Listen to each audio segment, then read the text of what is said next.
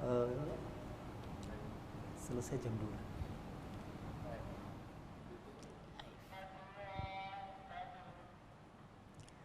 Bismillahirrahmanirrahim. Assalamualaikum warahmatullahi wabarakatuh. Pemirsa MTA TV dimanapun Anda berada dan juga pendengar Persada FM di seluruh dunia. Alhamdulillahirrabbilalamin, puji syukur senantiasa kita panjatkan kehadirat ilahi Rabbi Allah Subhanahu wa Ta'ala. Di siang hari ini kita bersua kembali. Dan mohon maaf apabila di siang hari ini Anda sebenarnya menyimak acara hikmah, namun untuk kegiatan dalam rangka sosialisasi menolak komunis dari NKRI untuk tabligh akbar FPI dan elemen muslim di Surakarta yang insya Allah akan digelar malam nanti pukul 8. Kita kehadiran tamu yang luar biasa. Beliau adalah Imam Besar Front Pembela Islam FPI. Beliau Dr. Al-Habib Muhammad Rizik bin Hussein Shihab LCMA. Assalamualaikum warahmatullahi wabarakatuh, Habib. Waalaikumsalam warahmatullahi wabarakatuh. Bagaimana kabarnya? Sehat? Alhamdulillah, sehat Subhanallah. walafiat. Iya. Dan di samping beliau ada Koordinator FPI Solo Raya H. Khairul SI. Assalamualaikum warahmatullahi wabarakatuh, Ustaz. Waalaikumsalam warahmatullahi wabarakatuh. Sehat juga? Alhamdulillah. Alhamdulillah. Pemirsa, hari ini tepatnya tanggal 10 November, di mana kita semua sebagai bangsa Indonesia memperingatinya sebagai Hari Pahlawan. Dan di masa-masa sulit perjuangan Indonesia merdeka, NKRI, namun PKI telah menohok dari belakang teman seiring seperjuangan 2 kali, yakni tahun 1948 dan 1965. Dan sepertinya kegiatan yang lalu itu tidak mengapokkan PKI, karena ternyata setelah beberapa tahun silam tidak muncul, di belakangan atau di akhir-akhir ini sepertinya muncul kembali dengan tanda-tanda tentu saja ini akan kita bahas di siang hari ini, termasuk adanya keinginan dari sebagian atau komunitas yang menginginkan pencabutan TAP MPRS nomor 25 tahun 66, yakni tentang pembubaran PKI dan larangan penyebaran paham komunisme, Marxisme dan Leninisme, dan serta hal-hal yang lain. Nah, terkait dengan itu beliau Imam Besar FPI untuk siang hari ini, insya Allah dengan acara yang akan digelar nanti malam bisa menyampaikan tujuan tabligh akbar yang insya Allah nanti malam disampaikan itu, latar belakangnya bagaimana, Habib? Ya. Terima kasih, jazakumullahu khairal jasa. Memang saya pikir kalau di saat-saat ini kita melakukan sosialisasi ke masyarakat tentang indikasi kebangkitan PKI untuk yang kesekian kali, sangat tepat sekali. Karena memang selama ini bangsa Indonesia ini dininabobokan. Nah, oleh kelompok-kelompok tertentu yang selalu mengatakan di depan publik bahwa PKI itu masa lalu, PKI tidak mungkin bangkit, PKI sudah mati, PKI sudah finish, PKI sudah selesai, mustahil PKI itu bangkit kembali. Nah, ini bentuk-bentuk peninabobokan masyarakat, khususnya umat Islam. Nah, sehingga umat Islam menjadi lalai, umat Islam menjadi lengah, umat Islam menjadi tidak waspada. Dengan demikian PKI ini bisa bergerak dengan leluasa, tanpa dicurigai, tanpa diawasi, tanpa diwaspadai. Karena bangsa Indonesia selama ini sudah terlanjur dininabobokan dengan propaganda bahwa PKI tidak mungkin bangkit kembali. Nah, oleh karena itu saya pikir tepat sekali kalau di Solo maupun di kota-kota lainnya digelar tabligh akbar atau seminar-seminar lokakarya apapun namanya untuk menyadarkan kembali umat Islam tentang indikasi kebangkitan PKI. Dan ini bukan konon katanya, tapi indikasi ini terlihat jelas yaitu di tengah masyarakat kita. Yang pertama tadi tentang tuntutan pencabutan TAP MPRS, yang mana di sana PKI sepertinya ingin kembali muncul. Selain itu juga banyak hal sebenarnya yang membuat dia gerah. Salah satunya juga penghapusan sejarah pengkhianat PKI dalam kurikulum pendidikan kita di Indonesia. Juga penghentian pemutaran film G30 SPKI. Nah, hal ini sebenarnya yang benar-benar kelihatan dari orang-orang atau komunitas yang mereka sebenarnya PKI. Namun sepertinya mereka harus ada dalam tanda kutip dulu sebelum secara terang-terangan mereka menyampaikan bahwa dirinya PKI. Nah, dengan apa kita akan bersikap kepada orang yang mungkin bisa jadi itu kita curigai sebagai PKI begitu? Jadi begini, langkah pertama yang harus kita lakukan adalah penyadaran umat dulu. Jadi harus ada al-wa'i, yaitu kesadaran umat tentang bangkitnya PKI. Dan penyadaran ini harus menggunakan argumentasi yang logis dan masuk di akal. Sehingga jangan sampai nanti kita dituduh paranoid. Jangan sampai nanti kita ini dituduh nih cuman PKI fobia umpamanya. Nah, karena itu kita bisa memberikan bukti-bukti real kepada masyarakat. Nah, antara lain, dulu sebelum tahun 1998, artinya sebelum reformasi, itu kan sejarah tentang pengkhianatan PKI, baik di tahun 1948 maupun di 1945, itu menjadi bagian penting dari kurikulum pendidikan sejarah nasional. Nah, itu yang tidak boleh kita lupa. Tapi setelah tahun 1998, tiba-tiba bagian ini hilang dari kurikulum pendidikan kita. Nah, ini ada apa? Dan tolong diwaspadai bahwa pihak yang mampu menghapus soal pengkhianatan PKI dari kurikulum pendidikan nasional ini bukan sembarang orang. Ini kalau tidak punya kekuatan nggak mampu dia menghapus satu bagian penting dari sistem pendidikan kita. Berarti ini kan yang mampu menghapus ini punya kekuatan ekonomi, kekuatan politik, nah kekuatan strategi. Nah, ini yang harus disadari oleh masyarakat. Karena kalau orang biasa mana mungkin mampu untuk menghapus bagian penting ini dari kurikulum pendidikan? Nggak mungkin. Menghapus bagian penting dari kurikulum pendidikan itu kan melalui proses. Kamu melibatkan legislatif, melibatkan eksekutif. Lah kok kita bisa kecolongan? Itu pertama buktinya. Sehingga generasi muda bangsa Indonesia yang lahir di tahun 90-an ke atas, yang tahun 98 mereka baru masuk tingkat SD, mereka tidak lagi mendapatkan keterangan tentang pengkhianatan PKI. Nah, sehingga akhirnya di tahun 2015 ini, ketika mereka sudah tumbuh jadi remaja, jadi generasi muda kita, mereka nggak paham tentang PKI karena memang tidak pernah diajarkan dari tahun 98 sampai hari ini. Artinya kan sudah 17 tahun ini. Ini terjadi kekosongan informasi tentang PKI yang mestinya diberikan kepada generasi muda kita.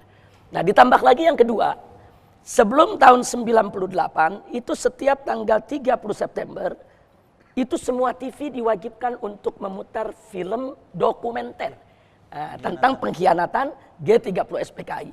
Baik itu film dokumennya atau film yang diolah sedemikian rupa dengan judul G30 SPKI. Yang penting hari itu semua TV harus membahas soal itu. Tiba-tiba setelah reformasi 98, bagian ini hilang lagi.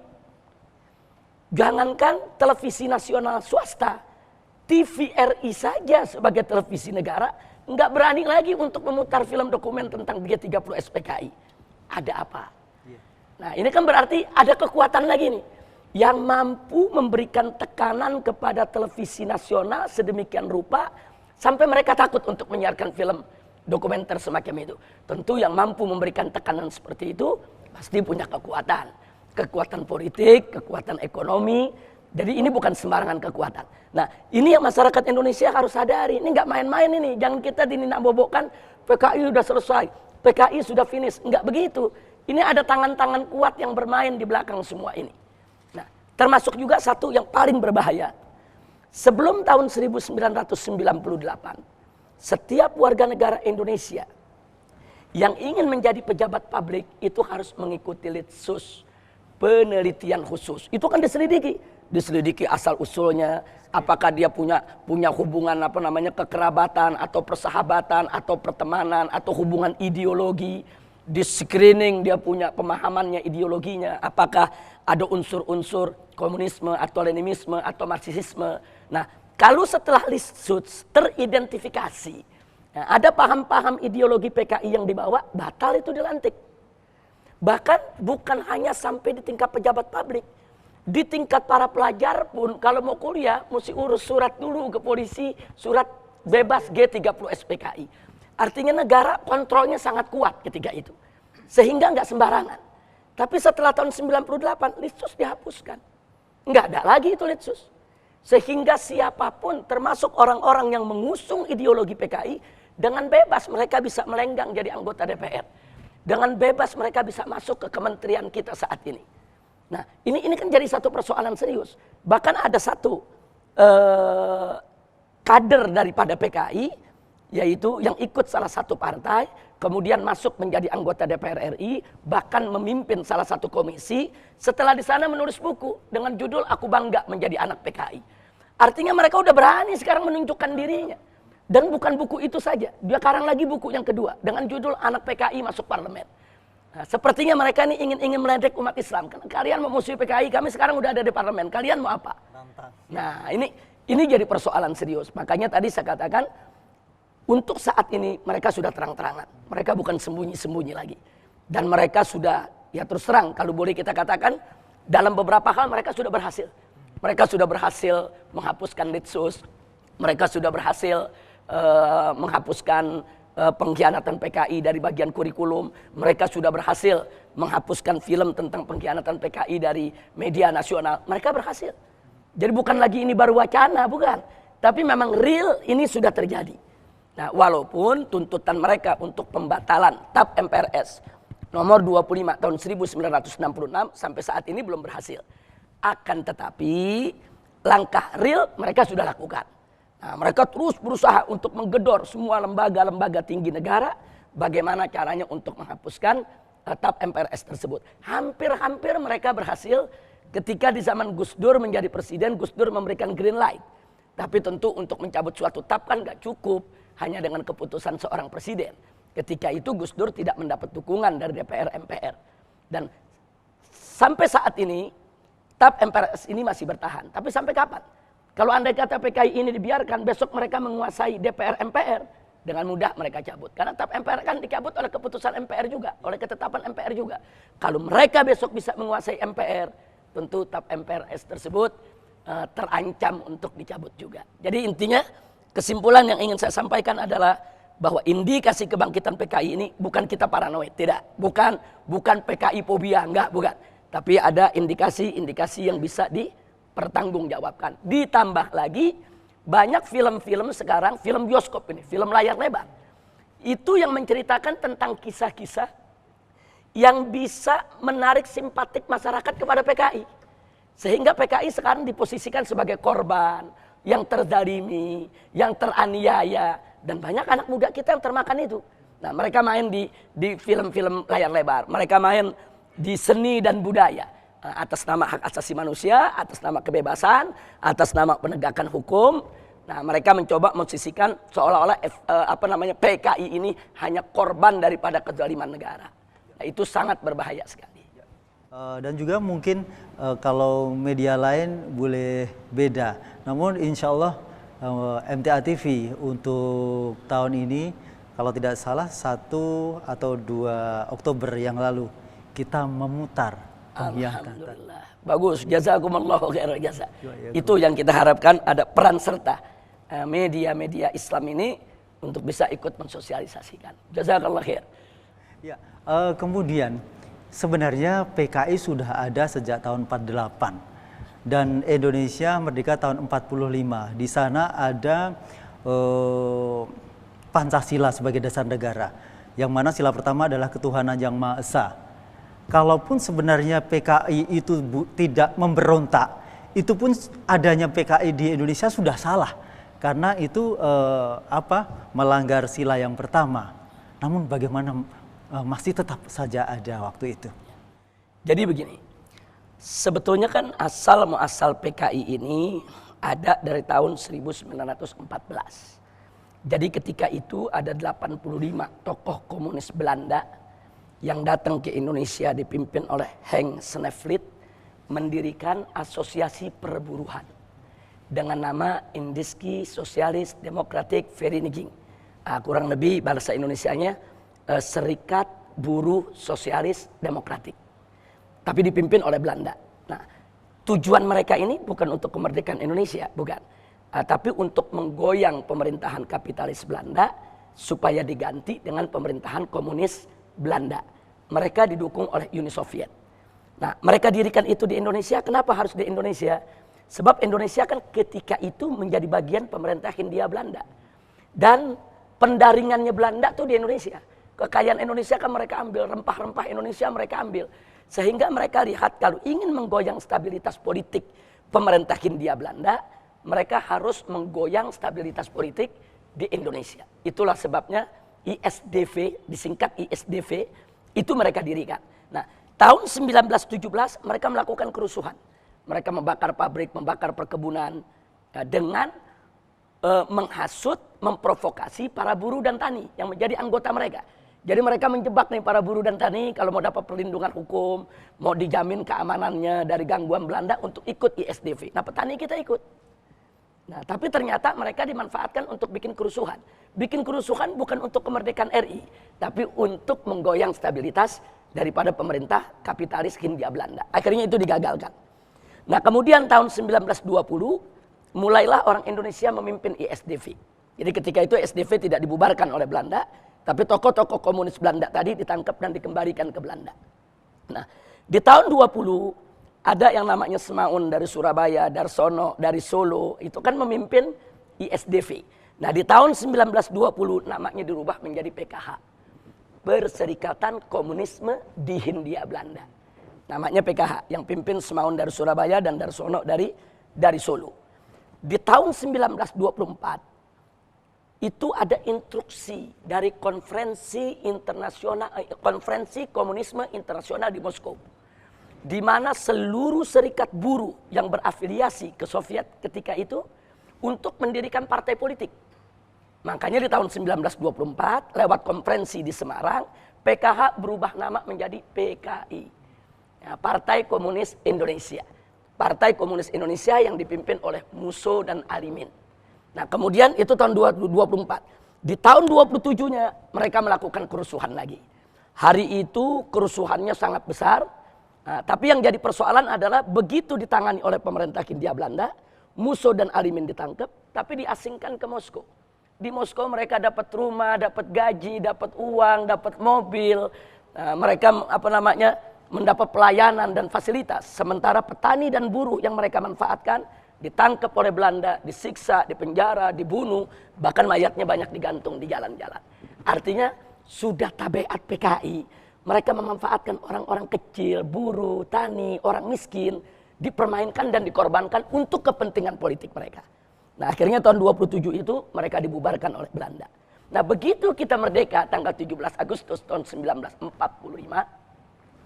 gerombolan PKI ini yang dibuang ke Moskow rame-rame pulang ke Indonesia.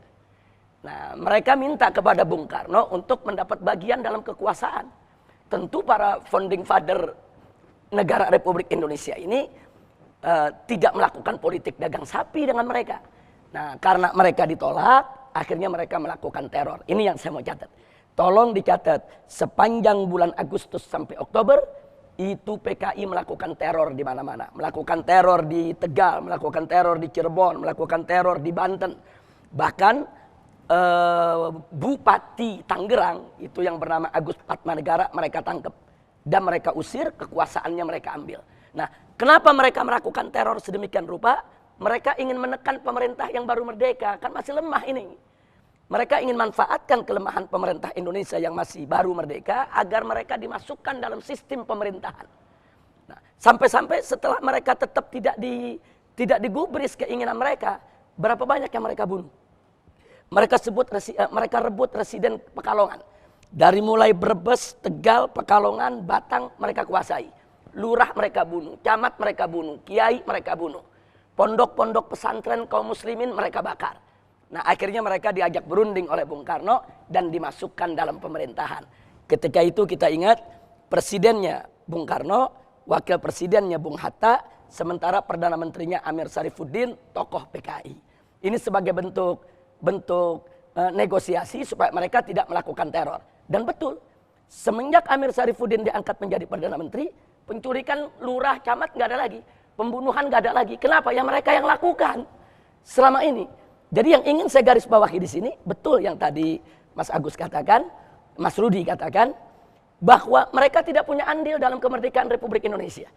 Sama sekali mereka tidak punya andil, mereka tidak punya kontribusi apapun.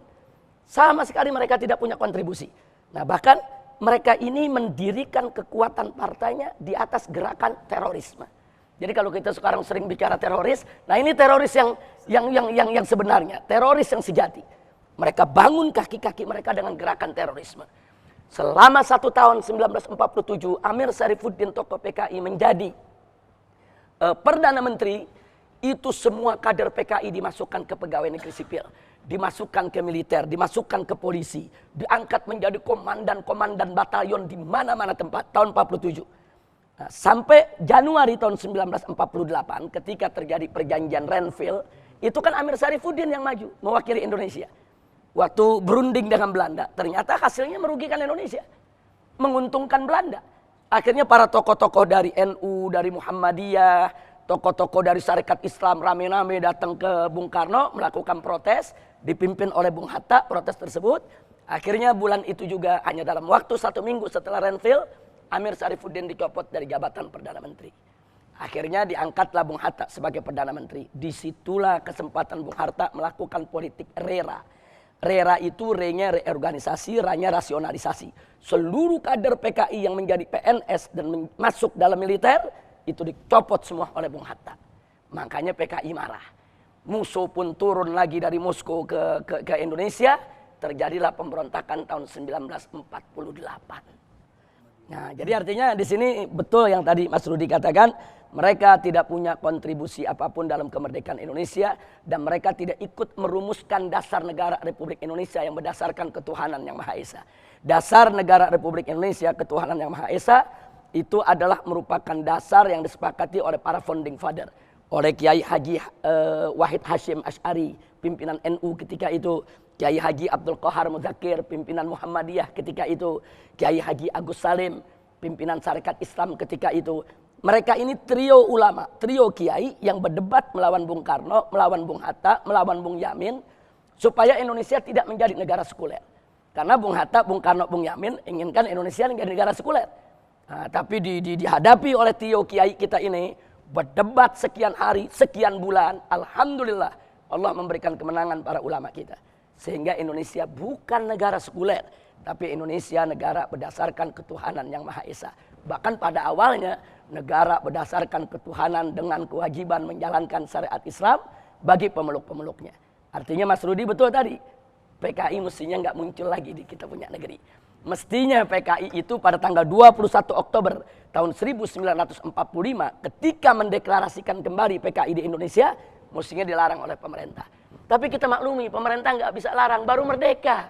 Sibuk menghadapi ancaman Belanda yang mau balik lagi. Nah, ternyata PKI bukan membantu NKRI untuk menghadapi Belanda, bahkan merongrong, makin melemahkan kekuatan kita. Dengan pemberontakan 48, kekuatan kita kan makin lemah. Sementara Belanda datang, agresinya kan tahun 48. Jadi memang PKI ini pengkhianat. Nah, yang tidak boleh dikasih kesempatan lagi. Baik, terima kasih Habib. Kemudian saya akan beralih ke Ustadz Khairul terkait dengan persiapan yang nanti malam akan diselenggarakan tabligh ini. Ini memilih tempat di Masjid Agung Surakarta, satu tempat sentral umat muslim yang ada di sana, gedung Majelis Ulama Indonesia juga ada di sana. Nah, bagaimana target untuk menghadirkan para jamaah ini? Ya. Silakan. Bismillahirrahmanirrahim. Target kita memang tidak terlalu muluk-muluk, tetapi kita punya target bahwa ini adalah menjadikan satu momentum penting untuk menyatukan umat Islam. Jadi di sini Front Pembela Islam mempunyai acara ini memang untuk menarik semua dari kalangan ormas Islam manapun, dari Muhammadiyah, dari NU-nya, dari mana-mana. Kita bisa bersatu di situ menjadi satu majelis, menjadi satu kepengurusan kepanitiaan yang kemarin itu, sehingga kita bisa mendatangkan jamaah dari manapun juga bisa hadir di situ. Insya Allah gitu. Tujuannya seperti itu. Kemudian dari judulnya pun yang pada saat sekarang ini sudah dibicarakan itu memang di sini adalah masalah komunis. Ya, kemudian mungkin bisa secara teknis sedikit ya terkait dengan jamaah yang ada 3 pintu masjid yang besar-besar, bisa jadi putra di sebelah kanan atau putri di sebelah kiri dan lain sebagainya, mungkin bisa disampaikan juga Ustaz. Silakan. Ya. Jadi ada satu undangan khusus, undangan VIP memang ya, itu yang saya undang adalah para habaib, kemudian para surya-surya, kemudian para tokoh-tokoh nasionalis. Intinya seluruh tokoh Solo Raya ini yang beliau-beliau ini yang bergerak untuk betul-betul untuk menegakkan NKRI ini supaya tidak dirongrong komunis ini, kita undang. Kemudian kita beri tempat fakir yang VIP di utara Masjid Agung itu. Kemudian nanti di situ sudah ada panitia, kemudian juga sudah ada tanda undangan VIP itu, kemudian nanti diantarkan langsung sampai masuk ke panggung. Begitu. Jadi arahnya utara. Kemudian untuk yang jamaah yang hadir itu masuk pada pintu depan, pintu utama. Dari pintu utama itu langsung masuk. Otomatis serambinya dipenuhin dulu. Kemudian yang di halaman itu kita sudah pasang semua itu ya untuk menanggaling ini nanti mudah-mudahan nggak hujan gitu. Mudah-mudahan nggak hujan. Itu laki-laki masuk. Nah, bagi yang akhwat, yang perempuan itu di sebelah selatan. Kita kasih di sebelah selatan itu ada 2 pintu. Pintu utama yang itu kan ada 2, pintu besar sama pintu yang kecil. Nah, saya sudah minta kepada takmir bahwa pintu yang selatan itu nanti dibuka untuk masuk perempuan. Di samping itu yang paling selatan, pintu ada 3 ya, paling selatan juga nanti bisa masuk perempuan dari selatan itu. Insya Allah ini sudah program kita layout kemarin sudah kita ini semua dari layout masjidnya, denah masjidnya kita sudah atur semuanya. Insya Allah, insya Allah. Alhamdulillah. Pemirsa dimanapun Anda berada, untuk siang hari ini bagi Anda yang menginginkan pertanyaan kepada beliau Habib Rizik dan juga Ustadz Khairul, dipersilakan telepon di 0271 679 3000, SMS di 08112 55 3000. Dan tentu saja bagi Anda semuanya yang mungkin belum berkesempatan atau justru ada di luar kota Solo, bisa menyimak MTA TV ya, MTA TV dan juga Persada FM, karena acara nanti malam disiarkan secara langsung Ustadz, dipancarkan via satelit, jadi bisa disimak di seluruh dunia. Insya Allah seperti itu. Dan mungkin hal yang lain terkait dengan maraknya, mulai terang-terangannya komunis ini bergerak atau justru mendeklarasikan bahwa dirinya itu ada satu kebanggaan. Itu bisa jadi karena mereka tidak tahu siapa komunis di masa lalu, yang justru sangat kalau tahu pasti akan sangat malu karena dia sebagai pengkhianat bangsa ini. Nah, bagi saudara-saudara kita atau adik-adik kita atau anak-anak kita yang saat ini tidak mengetahui PKI utamanya dan komunis yang sekarang ada, itu bagaimana kita harus bersikap ketika ada seseorang yang ada naga-naganya atau tanda-tandanya ini ada arah-arah komunis begitu. Silakan Habib. Ya. Jadi begini, kita ini kan negara hukum. Nah, di negara kita ini ada aturan-aturan khusus yang sudah ditetapkan oleh negara berkaitan dengan komunisme, leninisme, dan marxisme. Aturan yang pertama adalah sebagaimana tadi sudah kita singgung, TAP MPRS nomor 25 tahun 1966. Ini tetap berlaku sampai hari ini. Belum ada satu klausul hukum pun yang membatalkan daripada TAP MPRS. Sehingga paham komunisme, leninisme, marxisme tetap menjadi paham yang dilarang untuk disebarluaskan di Republik Indonesia. Ini harus kita pegang kuat. Nah, yang kedua, dalam KUHP pasal 107A di situ ada sanksi pidananya. Nah, jadi bagi mereka yang menyebarluaskan paham-paham komunis itu di 107A, terus 107B yang mendirikan ormas atau organisasi apapun berdasarkan ideologi komunisme, leninisme atau marxisme, itu ancaman hukumannya 12 tahun. Bahkan di ayat CDE-nya, kalau sampai perbuatan mereka menimbulkan kerusuhan, itu ancamannya 20 tahun. Nah, saya pikir di sini kita harus lebih proaktif mendorong aparat penegak hukum, dalam hal ini polisi dan kejaksaan, untuk mengimplementasikan daripada bunyi undang-undang tadi. Jadi kalau memang ada gerakan-gerakan yang teridentifikasi, ini gerakan PKI, walaupun itu sekedar menulis suatu artikel umpamanya, harus diproses karena kita ada undang-undangnya. Menyebarluaskan paham komunisme tidak boleh. Nah, jadi artinya kan sekarang ini kan tinggal yang penting kan bagaimana polisi, jaksa, aparat penegak hukum mau bekerja. Nah, kalau kita tidak dorong mereka, nanti mereka lupa atau pura-pura lupa. Nah, yang bahaya kan kalau pura-pura lupa. Nah, karena itu kalau ditanya, bagaimana langkah kita kalau kita dapatkan di tengah masyarakat ada suatu gerakan atau apa saja kegiatan yang mengarah kepada penghidupan ideologi komunisme, proses secara hukum. Karena kita punya payung hukumnya. Di samping TAP MPRS nomor 25 tahun 66, kita punya lebih tegas lagi sanksi pidana, sanksi penjara, yaitu dalam KUHP pasal 107 A, B, C, D, E. Nah, ini saya pikir masyarakat perlu diberitahukan agar masyarakat punya payung hukum, nah, untuk memproses mereka secara hukum. Itu yang pertama yang harus kita paham. Jadi jangan kita bersikap pasif, jangan. Nah, seperti yang tadi saya katakan, ada yang membuat buku Aku Bangga Jadi Anak PKI, kemudian membangga-banggakan ideologi PKI. Nah, ini kan sudah kita laporkan, tapi kan nggak diproses oleh Mabes Polri sampai hari ini. Nah, karena yang bersangkutan nempelnya di partai besar, karena yang bersangkutan nempelnya di partai berkuasa, karena yang bersangkutan saat ini menjadi anggota dewan, sehingga mungkin polisi agak sungkan untuk atau agak kikuk ya untuk memprosesnya. Tapi nggak boleh karena hukum tidak pandang bulu. Siapapun dia, termasuk presiden sekalipun. Kalau coba-coba menyebarluaskan paham komunisme, berarti presiden melanggar TAP MPRS dan sekaligus juga melanggar KUHP dan harus diproses. Nah, ini yang mesti diperjuangkan oleh umat Islam. Itu yang pertama. Nah, yang kedua yang tidak kalah pentingnya, kekuatan umat Islam di Indonesia ini harus secara bersama-sama mendesak pemerintah. Oh ya, silakan. Assalamualaikum warahmatullahi wabarakatuh. Waalaikumsalam warahmatullahi wabarakatuh. Ya, dari Sukoharjo. siapa? Marwan. Marwan, silakan Pak Marwan di Sukoharjo.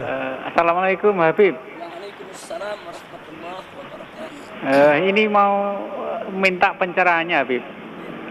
Jadi konsep apapun ya untuk menangkal komunis itu kan tidak ada lain kecuali kembali kepada Quran dan Sunnah. Anehnya di negeri kita yang mayoritas Muslim ini, ketika kita belajar Quran Sunnah, itu malah dimusuhi Habib. Bahkan yang konsisten bercita-cita menerapkan syariat Islam dicap sebagai teroris. Nah, ini menghadapi fenomena semacam ini menurut Habib gimana ya Habib? Terima kasih Habib. Assalamualaikum warahmatullahi wabarakatuh. Waalaikumsalam warahmatullahi wabarakatuh. Silakan. Ya, terima kasih banyak Pak Marwan tadi ya. Jazakumullahu khairal jaza. Satu pertanyaan yang sangat bagus sekali, sangat fokus. Betul yang beliau katakan tadi, bahwa dalam menghadapi PKI atau aliran sesat apapun, pemikiran yang merusak apapun, ya sumber yang paling utama harus kita pegang kuat adalah Al-Quran dan As-Sunnah. Dan kita tidak boleh berpaling daripada Al-Quran dan As-Sunnah. Itu harus tetap menjadi sumber hukum kita, menjadi pegangan kita. Karena berpegang kepada Al-Quran dan As-Sunnah merupakan harga mati yang tidak bisa ditawar. Nah, saya pikir itu sudah bukan bahan untuk diperdebatkan atau diperselisihkan. Bahkan kalau ada umat Islam yang memperselisihkan itu, justru kita pertanyakan iman Islamnya. Tinggal memang sekarang ini kesemerawutan daripada sistem politik di kita punya negeri, nah itulah yang membuat akhirnya pecundang jadi pejuang, bajingan dianggap pahlawan. Justru sebaliknya, yang ulama diteroriskan. Nah, ini kesemerawutan begini kan, ini kan pertarungan politik, pertarungan kekuatan politik yang ada di kita punya negeri. Nah, karena itu umat Islam di Indonesia ini harus berkuasa secara media, harus punya kekuasaan secara ekonomi, dan harus menguasai juga secara politik. Nah, insya Allah kalau politik, ekonomi, media dikuasai oleh umat Islam, hal-hal semacam tadi nggak terjadi lagi. Orang sembarangan menuduh umat Islam teroris, sembarangan menuduh para ulama ini menjadi dedengkot teroris dan lain sebagainya. Jadi terima kasih kepada Pak Marwan yang sudah mengingatkan kita semua bahwa kita harus berpegang teguh kepada hukum Allah dan Nabi-Nya. Itu tidak bisa ditawar, syariat Islam harus tegak di bumi Indonesia. Nah, oleh karenanya Pak Marwan, sebagaimana tadi yang saya sampaikan ke Pak Rudi, kita jangan berhenti dari sosialisasi. Sosialisasi bahaya PKI, sosialisasi bahaya pemikiran-pemikiran sesat di tengah-tengah umat. Harus terus kita sosialisasikan, sebagaimana yang dilakukan TV, MTA TV ini. Jadi tidak boleh berhenti, harus terus-menerus. Karena lawan-lawan kita juga secara terus-menerus melakukan pengerusakan terhadap akidah umat Islam. Nah, karena itu sekali lagi kita masuk kepada persoalan tadi Mas Rudi, harus kita sosialisasikan secara bersama-sama untuk menjelaskan kepada masyarakat apa dan bagaimana itu bahaya daripada komunisme. Nah, mudah-mudahan acara nanti malam ini sebagai salah satu bagian penting dalam rangka untuk sosialisasi. Dan terima kasih kepada MTA TV yang akan menyiarkannya. Ya. Berikutnya kita buka untuk penelpon kedua. Assalamualaikum. Waalaikumsalam warahmatullahi wabarakatuh. Dari Haryadi dari Lampung, Mbak. Dari Lampung, Pak siapa? Haryadi. Pak Haryadi di Lampung. Silakan Pak Haryadi. Ya, assalamualaikum Pak. Waalaikumsalam warahmatullahi wabarakatuh. Ini kalau melihat dari gerakan PKI itu kan memang sangat berbahaya di lingkungan kita, bahkan di masyarakat di negara kita. Tetapi saya pikir ini ada yang sangat lebih berbahaya kalau kita lihat media-media Islam yang lain, yaitu pemahaman Syiah ini ya. Jadi setelah kita memang kita PKI itu cukup berbahaya dan sangat berbahaya, tetapi bahaya Syiah itu sungguh sangat berbahaya kalau kita lihat di negara-negara lain seperti Yaman, Iran, Suriah dan lain sebagainya, itu bahayanya sangat besar. Dan di Indonesia ini sangat mungkin bahkan ada media menyatakan sebentar lagi Syiah itu harus revolusi, gitu seperti itu.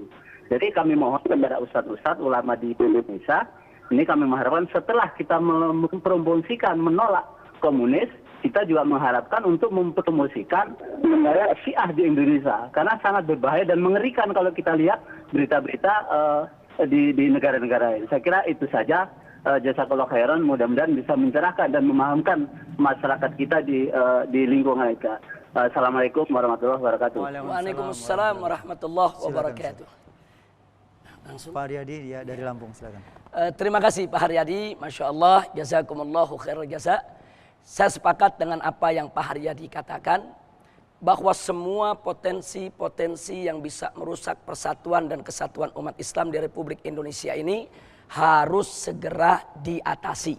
Termasuk kelompok yang tadi disebutkan, yaitu Syiah Rafidah, yang telah menyimpang daripada ajaran Islam yang sebenarnya, yang dengan secara demonstratif, kemudian konfrontatif, melakukan penghinaan-penghinaan terhadap para sahabat Nabi yang mulia. Tentu ini tidak boleh dibiarkan. Nah, karena itu kita sudah mendorong Majelis Ulama Indonesia di tingkat pusat untuk mengeluarkan fatwa yang lebih real. Nah, artinya menyebutkan aspek-aspeknya secara lebih rinci. Umpamanya bahwa menghina keluarga Nabi haram, menghina sahabat Nabi haram, menghina para ulama salaf haram. Dan mesti disebutkan bahwa semua itu merupakan penodaan agama. Kenapa harus disebutkan penodaan agama? Supaya ada kantelan hukumnya ke KUHP pasal 156A. Di sana kan ada pasal penodaan agama. Karena kalau tidak disebut penodaan agama, nanti polisi sungkan untuk mengurusnya karena dianggap tidak ada payung hukum. Nah, karena itu kita sudah memberikan masukan sedemikian rupa. Insya Allah ke depan MUI akan bisa lebih tegas lagi. Dan ini kita sampaikan ke MUI bukan hanya untuk Syiah Rafidah, tapi untuk kelompok Islam manapun yang terlalu mudah mengkafir-kafirkan sesama muslim. Nah, dikit-dikit saudara muslimnya ini dikafirkan, ini dimusyrikkan, kemudian dihalalkan darahnya, dihalalkan harta bendanya untuk digarah. Ini juga nggak betul. Nah, jadi artinya begini, kelompok ekstrim dari pihak manapun, apakah itu dari kelompok Syiah atau dari kelompok lainnya, ini harus segera dibendung gerakannya di Republik Indonesia. Nah makanya kita sudah memberikan masukan ke DPR RI, kita sudah memberikan masukan ke pemerintah, harus ada satu undang-undang yang mengatur. Yaitu yang mengatur tentang penyebarluasan ajaran-ajaran di luar daripada Ahlus Sunnah wal Jamaah. Karena negara Republik Indonesia ini adalah negara Ahlus Sunnah wal Jamaah. Jadi jangan sampai ada akidah-akidah lain yang berbeda. Kita tidak mengkafirkan mereka. Tapi kalau ini dibiarkan kan berbahaya. Nanti menjadi sumber konflik. Nah karena itu, karena Indonesia ini adalah negara Ahlus Sunnah wal Jamaah, maka segala gerakan pemikiran di luar daripada Ahlus Sunnah wal Jamaah, seperti gerakan Syiah Rafidi, seperti gerakan Wahabi Takfiri yang suka mengkafir-kafirkan orang, seperti gerakan liberalisme, ini kan juga berbahaya. Walaupun liberalisme itu menggunakan cara yang santun, tidak bersenjata, tapi secara pemikiran mereka ekstrim, mereka menghina Islam. Nah ini harus dilarang di Republik Indonesia. Jadi Indonesia negara Ahlus Sunnah wal Jamaah tetap seterusnya harus menjadi negara Ahlus Sunnah wal Jamaah. Segala potensi yang merusak Ahlus Sunnah wal Jamaah harus dihentikan oleh negara. Nah karena itu saya sepakat dengan Pak Haryadi tadi, kalau ini harus segera diatasi. Tapi maaf, saya pikir tidak menunggu PKI selesai. Nah, nanti kalau menunggu PKI selesai mereka semakin besar. Tapi kita harus lakukan secara simultan. Artinya secara berkesinambungan, berketerusan. Jadi saat ini ya kita lawan kelompok Syiah Rafidi yang menghina para sahabat Nabi. Kita lawan kelompok Wahabi Takfiri yang suka mengkafir-kafirkan sesama muslim. Kita lawan kelompok liberalisme yang suka memanipulasi Al-Quran dan As-Sunnah. Kita lawan kelompok komunisme yang memang berbahaya bagi negara. Jadi kita lakukan secara bersamaan. Nah, cuman syaratnya satu, Mas Rudi. Umat Islamnya harus bersatu. Kan musuh kita banyak ini, kan musuh kita besar, musuh kita kuat. Nggak bisa dong dihadapi oleh satu kelompok. Nah tinggal kita bagi-bagi tugas. Kan ada Muhammadiyah, ada NU, ada MTA, ada FPI, ada komponen-komponen. Kita bagi tugas. Ada yang melawannya dengan pemikiran, ada yang melawannya dengan dialog, ada yang melawannya dengan gerakan-gerakan politik, ada yang melawannya dengan melalui proses hukum. Kita bagi-bagi tugas. Nah ini belum apa-apa, kita sudah saling curiga. Yang satu menuduh yang ini sesat, yang ini menuduh ini kafir. Yang akhirnya apa? Yang lebih sedihnya lagi, ustadz-ustadz kita yang baik malah karena dianggap berbeda malah dituduh Syiah. Yang bukan Syiah jadi dituduh Syiah. Yang bukan Wahabi Takfiri dituduh Wahabi Takfiri. Yang bukan liberal dituduh sebagai liberal. Akhirnya kekuatan kita semakin melorot. Justru saudara kita akhirnya lari, nggak mau gabung berjuang dengan kita. Nah saya pikir konsep ukhuwah Islamiyah ini harus kita perkuat. Karena musuh kita tidak main-main. Dan di belakang semua ini ada kekuatan Zionisme internasional yang ingin menghancurkan umat Islam. Umat Islam ini di mana-mana diadu. Sunni dan Syiah dibenturkan untuk perang. Sunni dengan Sunni perang. Syiah dengan Syiah perang. Yang tepuk tangan Israel. Yang tepuk tangan Yahudi. Sayang sekali peluru-peluru yang bertebaran di Syria. Peluru-peluru yang bertebaran di Irak. Kalau itu semua digunakan untuk menghantam Israel, luar biasa. Nah jadi saya pikir umat Islam harus bersatu untuk mengatasi semua kondisi tersebut. Ya. Baik, terima kasih Habib. Sepertinya waktu kita hanya sampai di sini. Jazakallah khair. Semoga saja tabligh nanti malam sukses. Amin. Dan semakin terpanggil bahwa kita meskipun beda organisasi, tapi yang penting Islam ya. Dan dimulai dari Solo ini mudah-mudahan akan semakin kuat Islam di Solo. Insya Allah. Baik, terima kasih. Assalamualaikum warahmatullahi wabarakatuh. Waalaikumsalam warahmatullahi wabarakatuh. Pemirsa dimanapun Anda berada, demikian tadi sajian sosialisasi menolak komunis dari NKRI dalam rangka Tabligh Akbar FPI dan elemen Muslim di Surakarta. Saya Rudi Harfianto, pamit undur. Billahi taufiq wal hidayah. Assalamualaikum warahmatullahi wabarakatuh. Waalaikumsalam.